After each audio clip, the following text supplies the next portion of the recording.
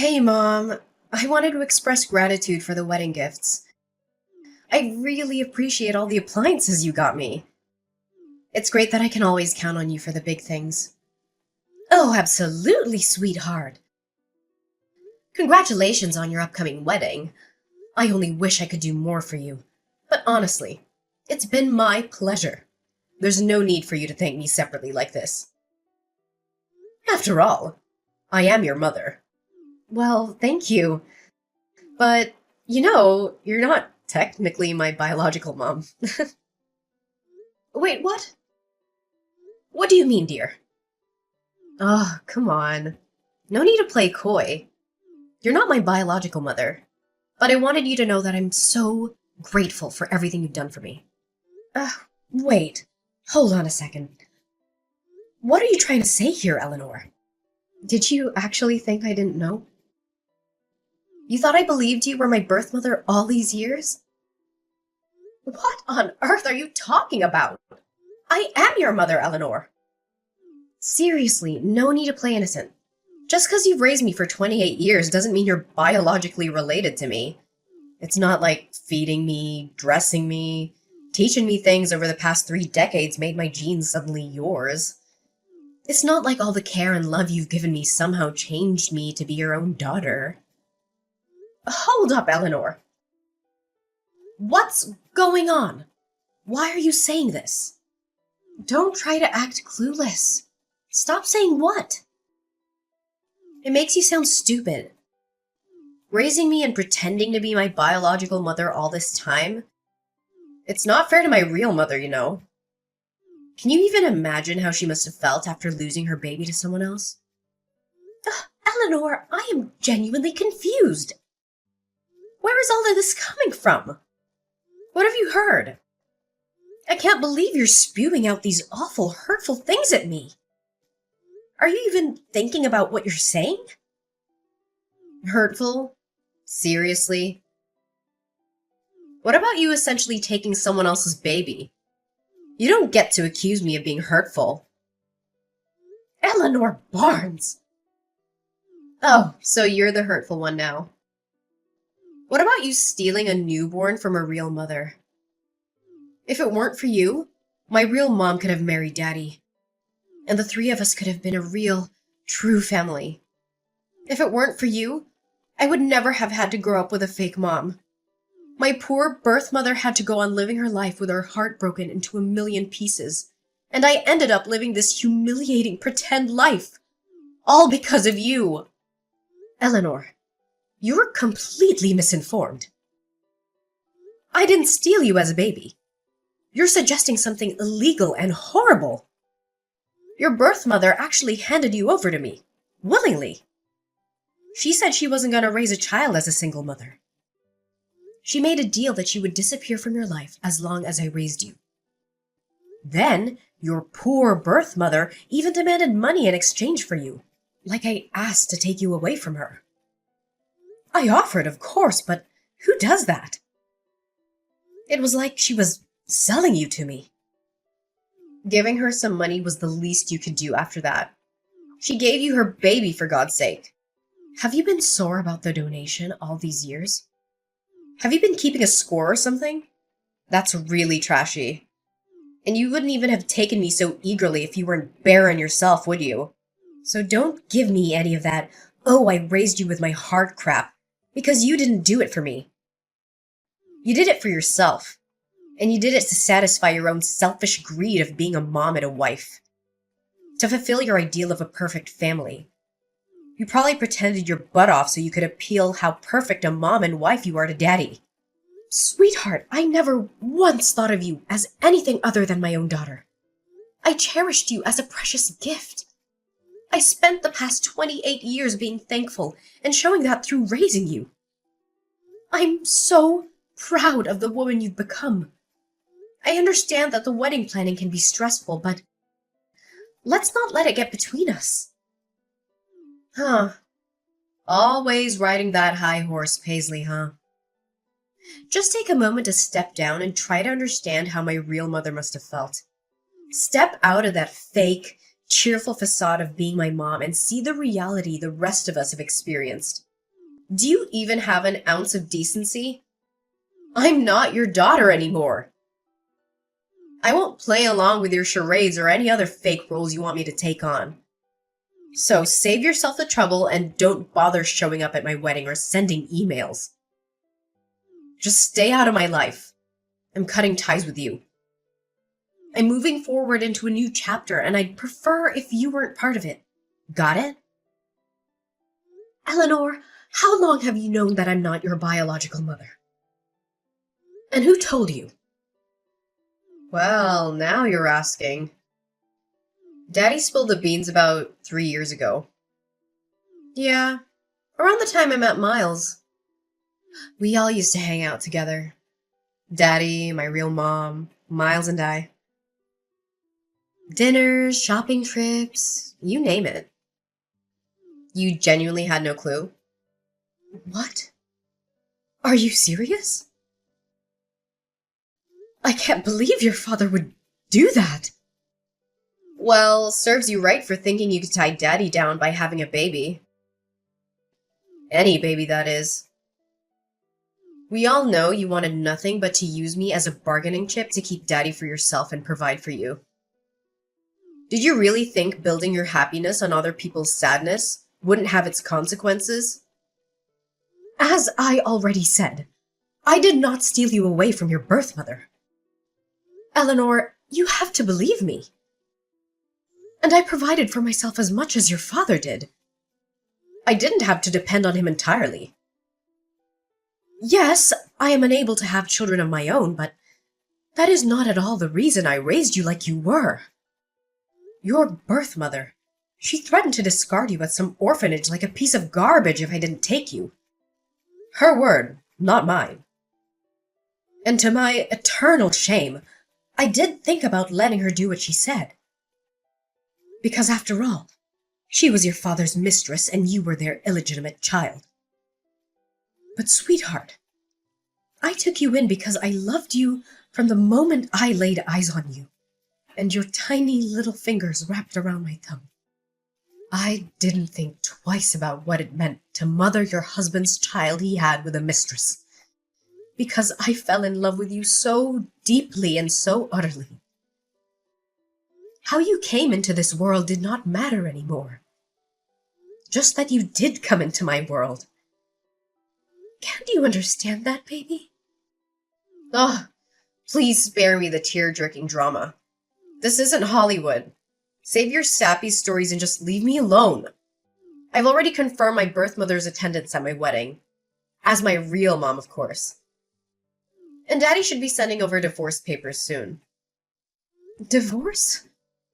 What? Ugh, why are you being so slow?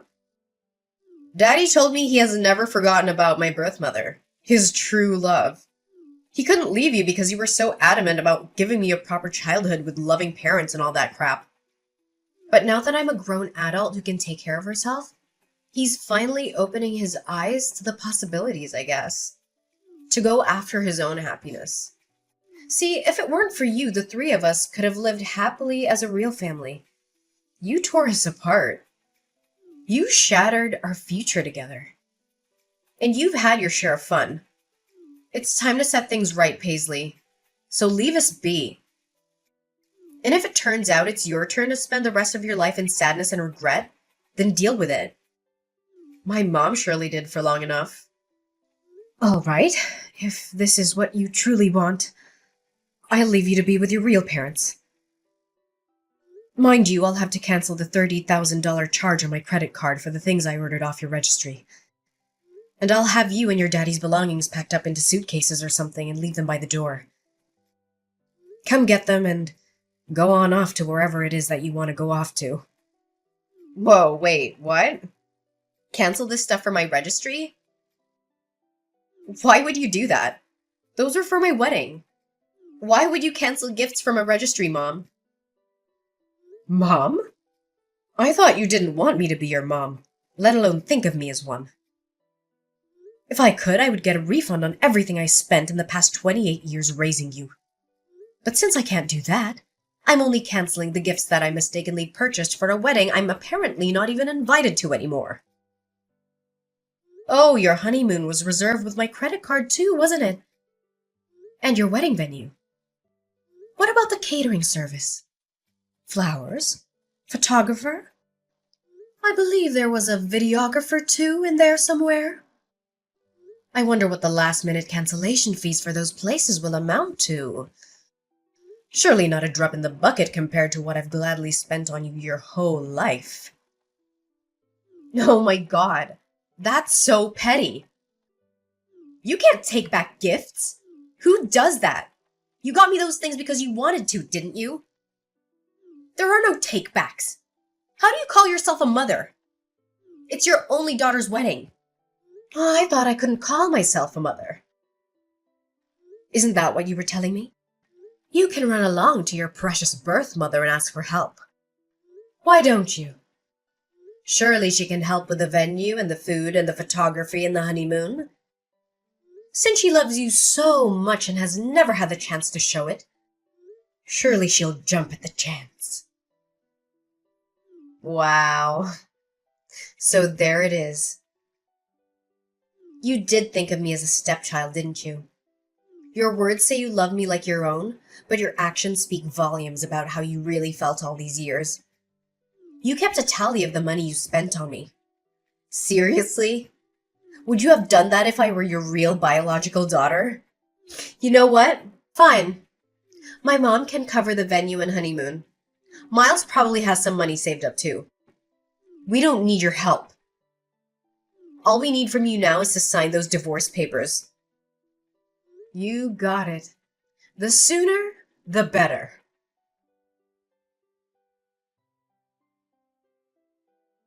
And in a way, I'm uncertain if I ever truly forgave her.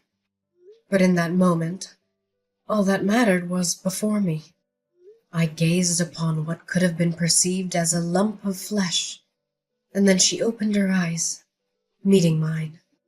I gently touched her hand, and she curled her tiny, delicate fingers around my thumb. She was mine. In that moment, I believed in the intricate mysteries of God's design. This perfect child had been delivered to me as if by divine intervention. She was a gift, and in turn, I was designed to be her mother. The saying, blood is thicker than water, held some truth. But what truly resonated was that love could defy all odds. Eleanor brought a joy I had never dared to dream of before. The first time she called me Mama, the moment she took her initial steps. Her genuine delight in the meals I prepared. Those instances were all emblematic of a kind of love that transcended boundaries. Her small hand in mine as we walked together, the handmade artwork she gifted me on Mother's Day. She had been gradually filling the void within my heart, until it was overflowing with a love I never thought possible. I could have never foreseen that one day she would utter those hurtful, devastating words she hurled at me today. My husband's confession to his ongoing affair with Shelley's birth mother shattered the foundation of our 33-year marriage.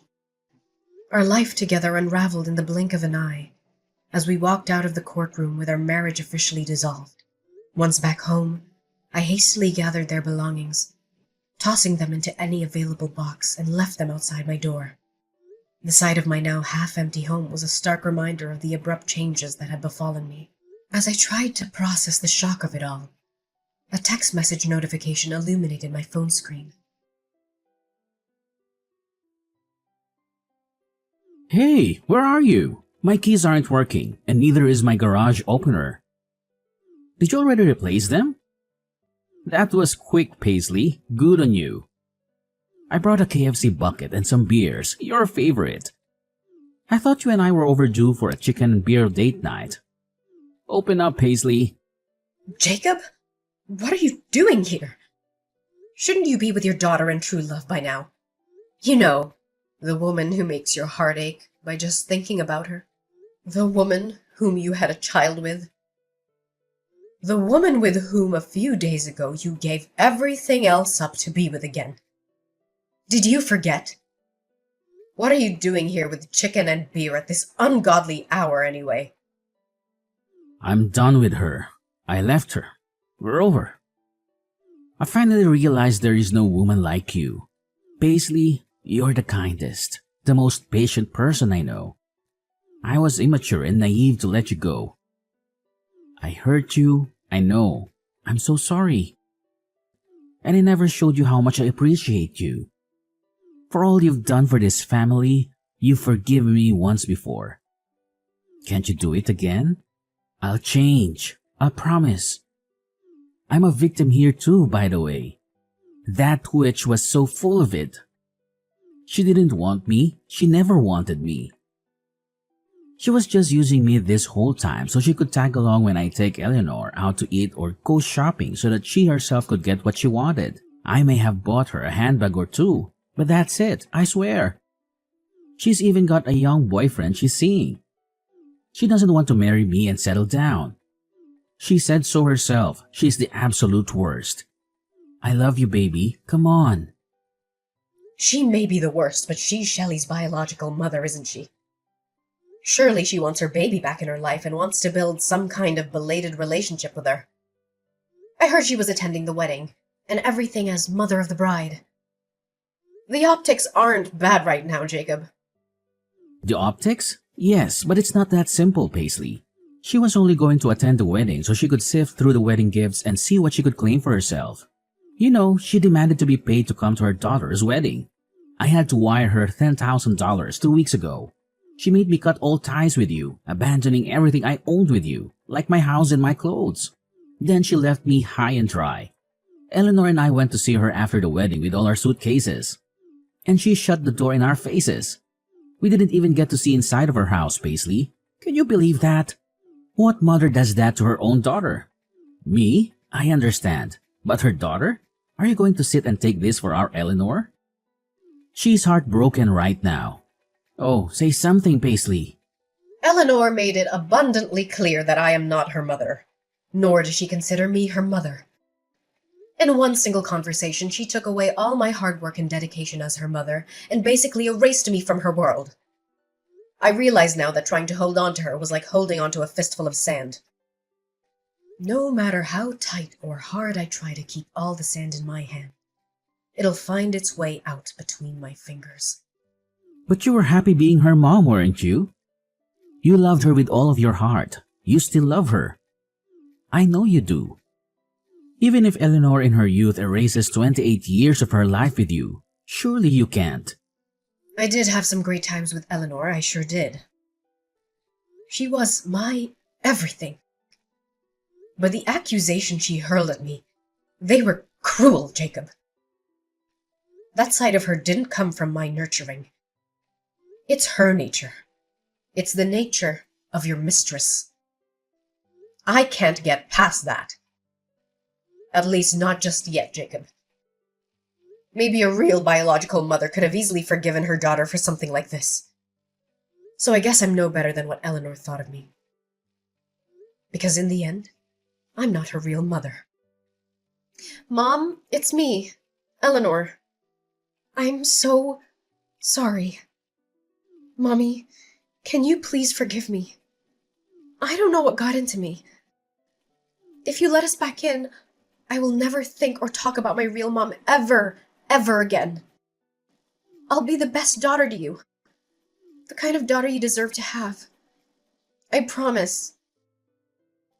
Please, Mom. We have nowhere else to go, Mom. Daddy and I will come inside and beg us if you want to. Please let us in and you can help me with my wedding plans again. Remember how fun that was? Let's go to the mall together. Just you and me. Like old times. We can stop at the food court and get some cheese fries like we used to. I miss your meatloaf, Mom. I miss your awesome meatloaf with real breadcrumbs. Will you teach me how to make it? I want to pass it down to my kids too. It'll be an heirloom recipe. If I learned anything from this whole ordeal, it is that I wasn't as big a person as I thought I could be. I cannot find it in me to forgive you two for what you've done. I guess I am nothing but an evil stepmother, like you said. After all, our relationship ends here, Eleanor and Jacob. Thank you for the many happy memories you've allowed me the past 28 years, Eleanor. Whether they were real for you or not, I will cherish them forever. Because they were real to me. I will try to keep only the happy memories of you. But now it's time for you to leave me and never come back. Don't make this any messier for us.